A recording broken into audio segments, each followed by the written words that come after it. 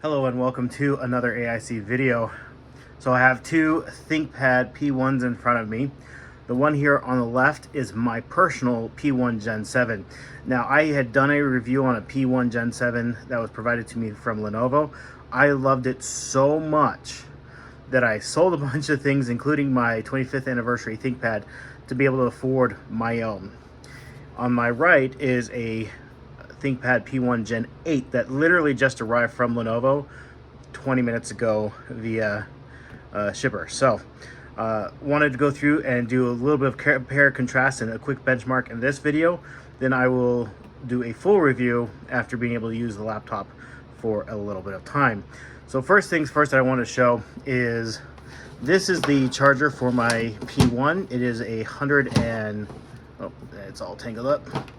It's a 170 watt power supply. Now, just for comparison, this is the power supply that is also 170 watt for my W530. And you can see just how much progress we've made with power supplies in the last few years. But on the P1 Gen 8, it only comes with a 140 watt power supply. And if you notice, it's a USB Type-C versus the slim tip. So not sure how I feel about that just yet because I haven't used it yet, but I actually like having both the slim tip and a USB-C charger. I feel like it just gives me more options with chargers because I have a lot of both, to be honest. And so it means I can charge wherever, because this does charge off USB-C. It just does a more trickle charger. I will try it with the 140 watt, see if it likes that or not, because I don't have anything more than a 90 watt USB-C is my most powerful one, and it does give you an error message. As far as ports go and the overall design, now I do have a vinyl skin on mine. You can see I live somewhere where it's very dry and very, very dusty, so my systems get dusty very quickly. So I put a skin on them just to keep them from getting so beat up from the dust. Here on the left side of the laptop, on the Gen 7, we have the slim tip charging port, two USB Type-Cs, an HDMI, and your headphone microphone. On the P8, a little bit of order rearrangement. We have our HDMI first, no slim tip charger, our two USB Type-C ports that are both Thunderbolt and can charge the laptop, and our headphone microphone jack. Go ahead and flip these to the other side. Of course, nothing along the front edge of either of them or the back edge of either of them. This is now the right side of the laptop. We get identical ports, just not in the exact same order. We have our SD card reader, something that I am so grateful to still have, a USB-A and a USB-C, and our Kensington lock. Other than that, they're pretty identical.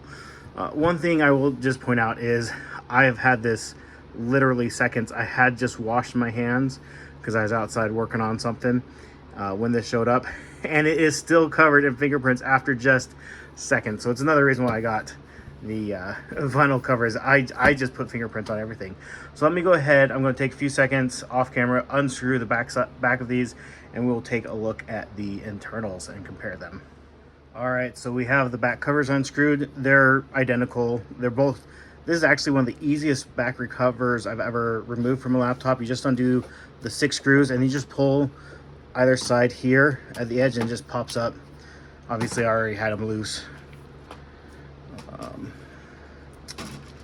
So now that we have them opened up, initial looks is they are nearly identical.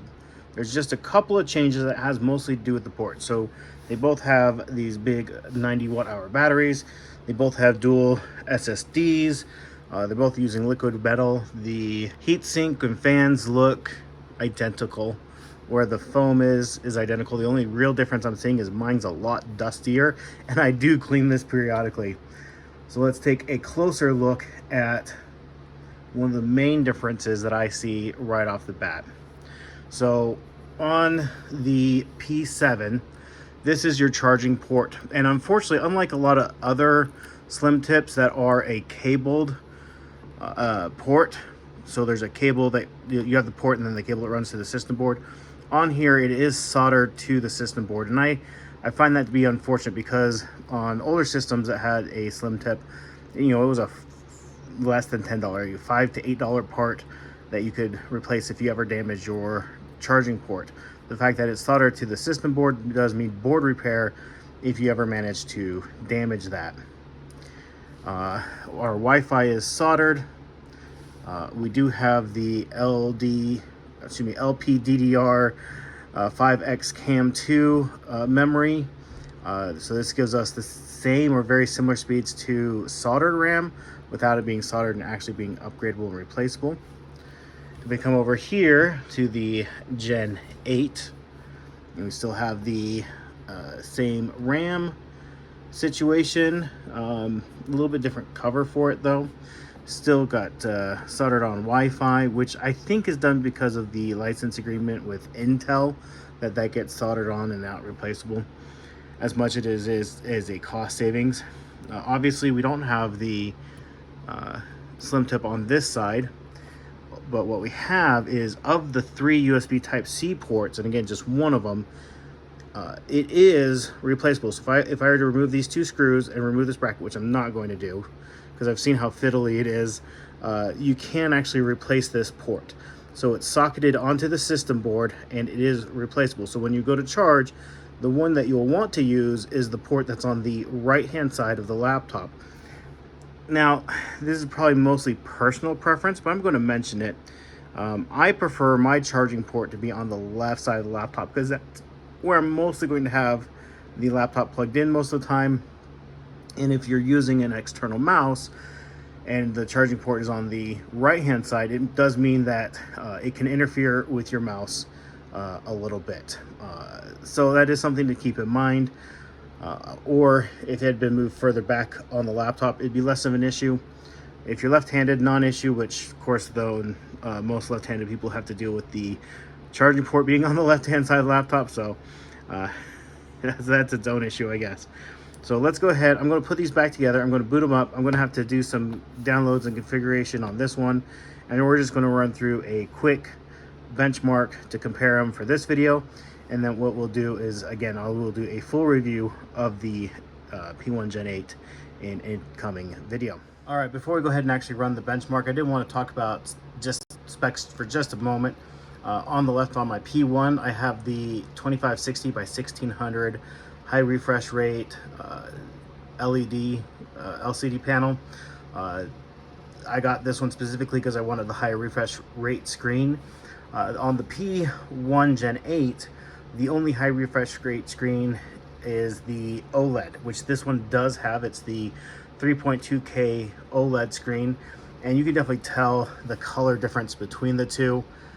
It's definitely a lot brighter, a lot brighter. They're both at maximum brightness here, and so the OLED definitely gets quite a bit brighter. I do have my studio lights on, so it may not come out in the camera quite as much, but definitely to the eye, both gorgeous screens. I don't have a problem with either one, but the OLED definitely has a bit more pop to it for sure. As far as CPU goes, both running Intel processors. On the left, on my Gen 7, I have the Ultra 9 185H. On the right is an Ultra 7 255H.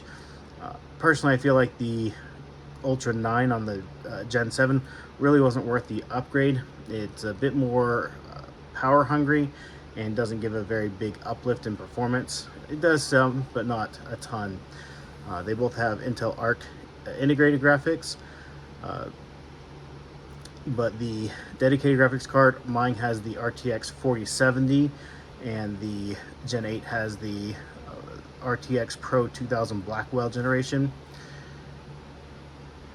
They were both running 32 gigs of RAM. They both have 1 terabyte SSDs. Mine is a SK Hynix. The Gen 8 is a Samsung. I don't really think that matters too much in the scheme of things, but let's go ahead.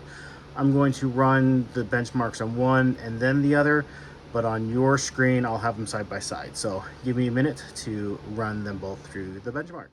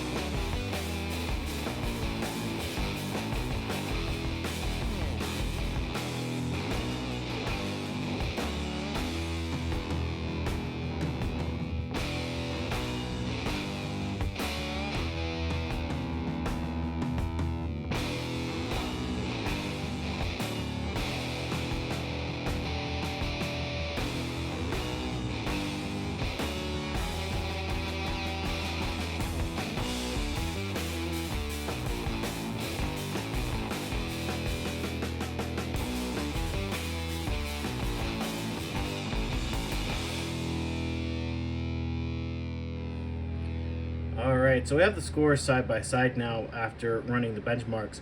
Just want to talk through them real quick. There was a pretty big performance uplift between the two generations of CPU. I also feel like the higher wattage Ultra 9 does tend to thermal throttle a little bit when pushed, so I can see why there's over a 3,000 point difference between the two. Pretty respectable still, showing from both, and I don't think most people will see that real world difference. Same goes for the 3D Mark. 400 point, 300 point difference between the two. So it really not a big difference with the GPU. And again, every time I run this, it is slightly different. The disk mark is what really surprised me. This must have the Samsung SSD must be a much better SSD than the SK Hynix that's in my P1. But I also don't know if it's pulling the. I do have a 4 terabyte drive in my P1. If that's affecting those scores at all, if it's running those scores against that drive. Anyways, this is just an initial look at the 8th Gen P1. If you have any comments or questions, please leave that down in the comment section down below. I will do my absolute best to answer those while I have the Gen 8 here. I only get to keep it for a few weeks before I have to send it back to Lenovo, so definitely give me those questions so I can answer anything that you might be interested in this system or in my original Gen 7. Anyways, thank you for watching, and I hope you have an amazing day.